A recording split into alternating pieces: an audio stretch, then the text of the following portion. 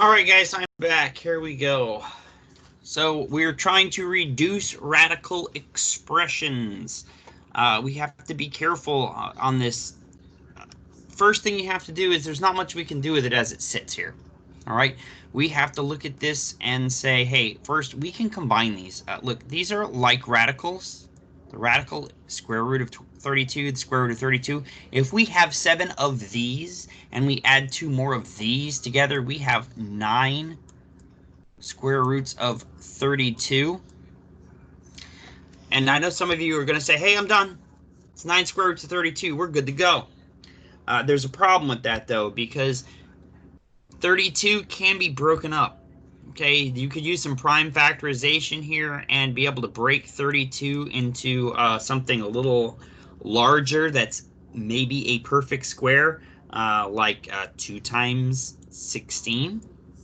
So you could also say this is 9 times the square root of 2 times 16, which then means we can now take the square root of this 16. Well, the square root of 16 is 4. So then you end up with 9. So take the square root of 16, it gobbles it up, and it spits out a 4 out front. 9 times 4 times the square root of 2. And 9 times 4 is 36 square roots of 2. If you put this in a calculator, if you put 9 square roots of 32, you should get 50 point something, and you put 36 times the square root of 2, you're going to get 50 point something. They're equal. You can test your work here, so be careful. Converting opposite ways. Remember, radicals are only giving us, basically, it's another way of writing a exponent that is a fraction. So here they want us to do the reverse. They want us to take this fraction or rational exponent and turn it into radical form. So we had a formula for this that, what was it? X to the...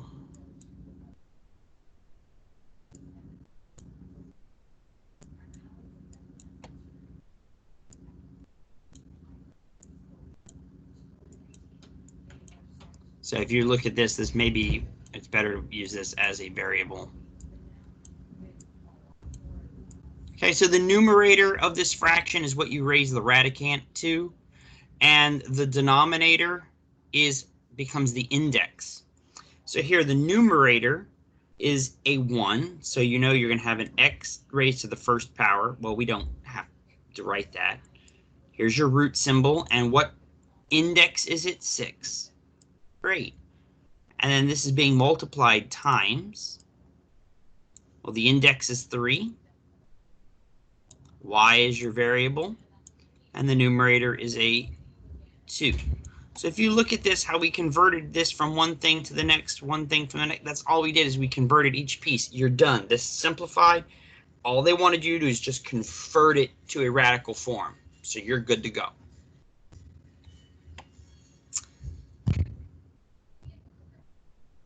Next, it says if f of x, if the function f of x is this function here. Okay, notice, look here, it's centered at the origin. What is the function f of x plus 3? Notice that 3 is where? Is 3 inside the function notation, or is 3 outside the function notation? This is where we need to be very careful, guys, because when it's outside, it's an up and down movement. Okay? Plus is up, negative is down. If it was inside this function, inside the function, plus is to the left and negative is to the right. So inside the function, if it's inside the function, this is the positive, and if it's added, you move it to the left. If it's subtracted, you move it to the right. So simple things you can do to write down in your notes really quickly so you get this right. So we have a function, f of x. Here's its form. If you add 3 outside of the function, what's going to happen to it? Is it going to move to the left 3? No. Does it move to the right 3? No. Does it move down 3? Like in this last one? No. It moves 3. Upward movement. C would be your correct response. Here we go. Number 10. Here's some more functions. So this is a quadratic function. We see all three pieces being represented here. The x squared term, the x term, the constant. A is 3, B is -2, and C is 4. I can tell if you remember your different pieces, C is your y-intercept. So we know that the y-intercept is 4. Great. Now let's see what they want us to do. What is the axis of symmetry? Axis of symmetry, it is that vertical line, the straight up and down line, the x equals the booger in Mr. Slope's nose, okay? X equals the opposite of B divided by 2a. That gives us the x coordinate of the vertex as well, because the vertex sits on the axis of symmetry. And it also wants to know, is this a minimum or a maximum? Well, we should know by now that when you have a positive function, a positive x squared, it points up. So if it's pointing up, the vertex is going to be what? It's going to be a minimum because it'll be the lowest point.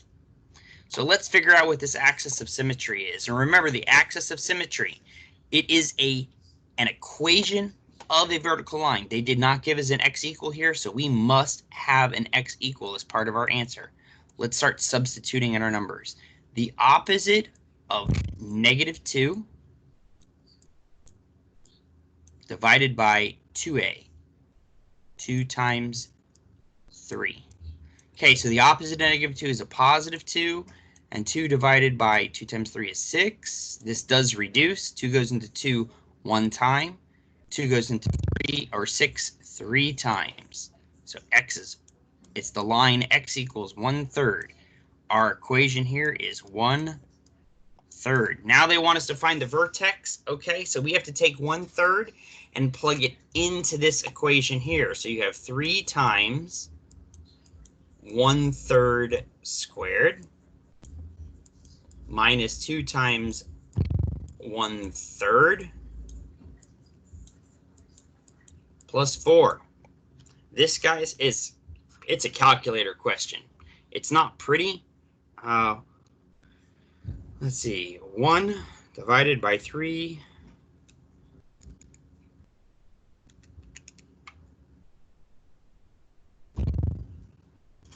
oh, this is pretty. You got to do it very carefully. This ends up being 1/9 times 3 minus 2/3 plus 4. So 1/9 times 3 is 3/9.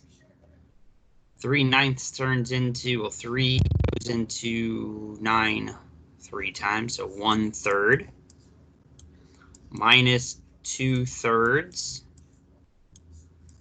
plus 4. Well, if we're adding, notice how we're adding things and everything is a 3. We need to make a 3 under here.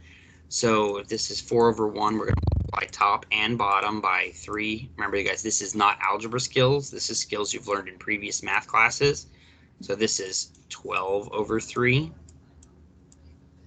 Now we can do all of our addition. So we have a 2/3. So 1 minus 2 plus 12. 1 minus 2 plus 12 is 11. 11/3. There we go. Is this a pretty problem? No, it's not. Could they give it to you? Yes, they could.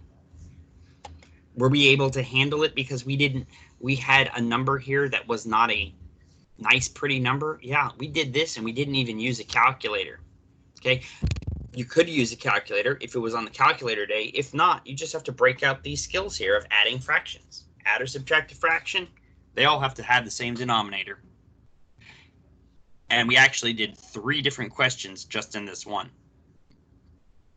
Number 11, which is the correct graph for y is less than or equal to 2x plus 1, y is greater than negative x plus 3. First off, what are we even dealing with here? Now, some of this looks like it didn't fully scan well, so I'll put the arrows back in. All right, so what are we dealing with here? We have two lines that are crossing, and then there are areas here that looks like they're shaded, okay? This looks like this is shaded here. This is shaded here. This is shaded here.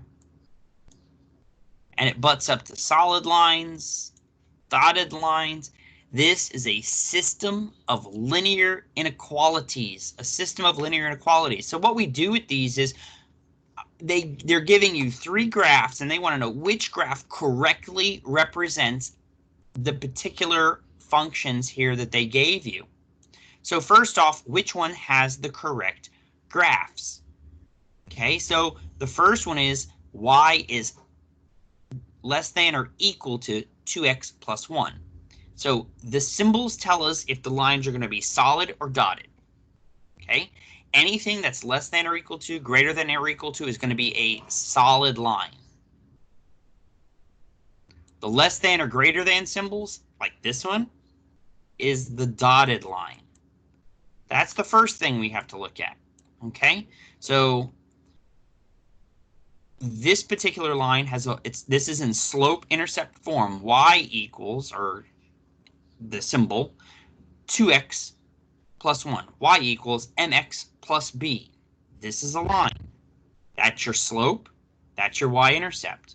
Okay, so which ones have a y-intercept of 1? There's one that has a y-intercept of 1. All right, and is that a solid line? Yes, it is. So this one could possibly, maybe be it. Here's the one intercept of 1, but this is a dotted line, so it cannot be this one. Here's an intercept of 1, solid line. It could possibly be this one. Intercept of 3 and a dotted line. Intercept of 3, dotted line. Intercept, this one was not it. Intercept of 3, a dotted line. All right, we've got two that it could be. Now, what's the difference between these last two graphs? The shading. The shading is different. So the solid line, we're supposed to shade less than or equal to. So less than on this side, the below the solid line. Okay, below the side. Both of them are shaded below the solid lines. Right? Great. Now we look at the dotted line. It says y is greater than, so it's supposed to be shaded. Here's your dotted line. It's supposed to be shaded above the dotted line, below the solid, above the dotted. Notice this one is shaded in the wrong spot for this dotted line here. This one is not true. We've shaded less than the dotted line. So this one cannot be it. Notice this one is shaded above the dotted line, and it's shaded below the solid line. So C would be the correct answer. This is your correct answer. Star. Yay. Ooh, here's some of our questions we love. Which are solutions to the systems? And it's select all that applies. So here's two equations. They already have it graphed for us, and we have to figure out, is it falling within the solution? Notice there's no sections being shaded, so we have to shade. So we have the line that has a y-intercept of 2 is right here, and this is a dotted line, and we're supposed to shade less than, so below it. So we're shading either here or we're shading here. The next line has the intercept of 1, a negative slope, and it says we're shading less than or equal to, so we're shading below the dotted line, so on this side of it, and then we have to shade below this line, so this is the section that is going to be double shaded. Now all we have to figure out is, are these particular given points here, do they fall within the shaded region? And this is where we have to be careful, because if it falls on the solid line, it is part of the answer in this from here to here. If it falls on the dotted line, it's not part of the answer, because the solid line includes all the dots that make it up. The dotted line does not. So let's start looking. The point 0, 0. 0, 0 is right here. So yes, this is definitely falls inside of this shaded region. This is one of the solutions. The point 2 comma negative 5. So we go over 2, 1, 2, 1, 2, and we're going down 5. 1, 2, 3. Our graph doesn't keep going, but it would be like about here. This is definitely inside of this region that's shaded. The point 0, 2. So 0, 1, 2.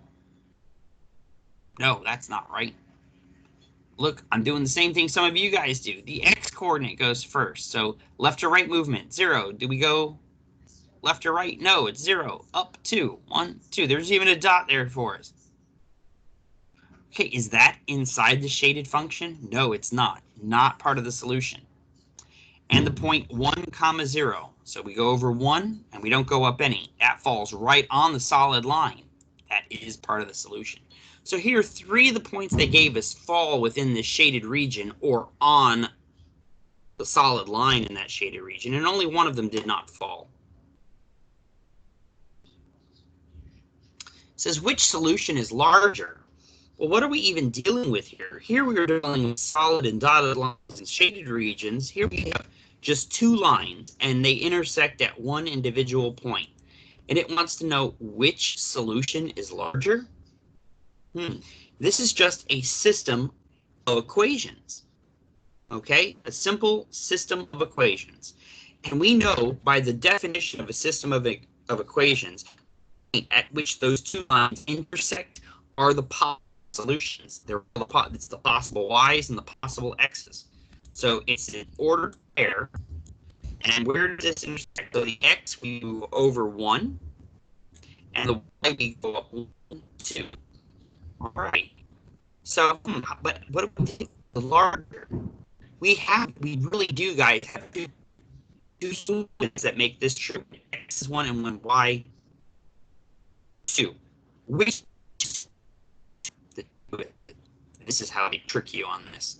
We instinctively an ordered pair. There's our solution. Or x equals 1, y equals 2. Well, which of the 2? When you put it in an ordered pair, it doesn't.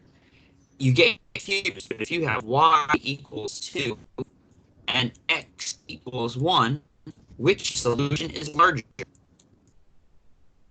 2. Okay, and you know how to do this. This is a tricky way to answer this question here for you. Last one, you must know. Please remember, you need to know your quadratic form.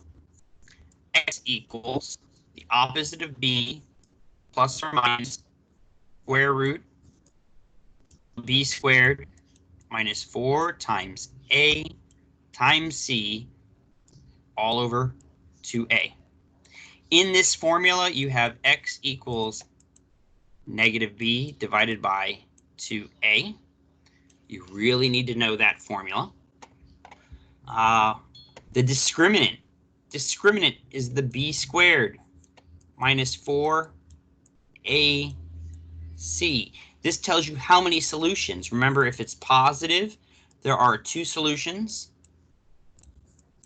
If it's negative, there are no real solutions. And if it's 0, there's 1 solution. Y equals mx plus b. This is your slope-intercept formula. Must know this. Why do we call it? There's a y-intercept and there's a slope.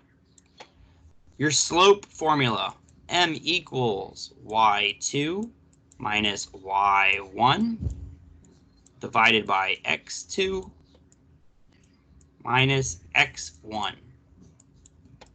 If you're picking it off a graph, it's the rise over run. When you're going and making that right triangle on a line. So there's your line. If you're going from this point to this point, well, how many points did you go up? You went up 1 over 2, so your slope would be 1/2. Rise over run, up 1 over 2. And of course, we have some other ones that are less known equations. Your point slope formula. So y minus y1 equals m times x minus x1. If they only give you a point, a coordinate, an x and a y, and a slope, you can plug it into this and get your slope-intercept formula by solving for y. Different combinations of it, guys. Be very careful. We did have other formulas like, our exponential formula. Exponential formulas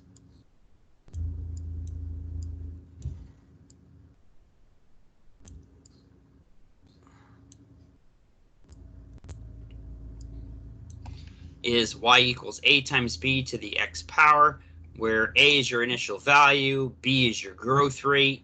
Remember, your growth rate is 1 plus or minus your percentage in decimal form, depending on what they give you. We have to be very careful with these. Lots of different formulas. You had geometric series or sequence, and you had arithmetic sequence. Those are not as much a big deal. I wouldn't even worry about memorizing those. I'd more worry about how you use them. So finding like your ratios, where you look at how are the numbers getting bigger. Are they getting bigger because they're multiplying or dividing something every time that's equal, or are they adding the same number every time it's equal? That's the difference between arithmetic or geometric. There's a common difference, or there's a common ratio between the two, or you have just the common difference because it's being added or subtracted. So be very careful. If you guys at all have questions, you have my school email. You can feel free to email me. Replacement tests are supposed to be somewhere at the beginning of July, July 13th. Get busy, watch these 2 videos, and do your absolute best, guys. It was a pleasure teaching you this year. I hope you knock the heck out of this test, even though we've had a little bit of an extended break. All right? Have a good one, and peace out.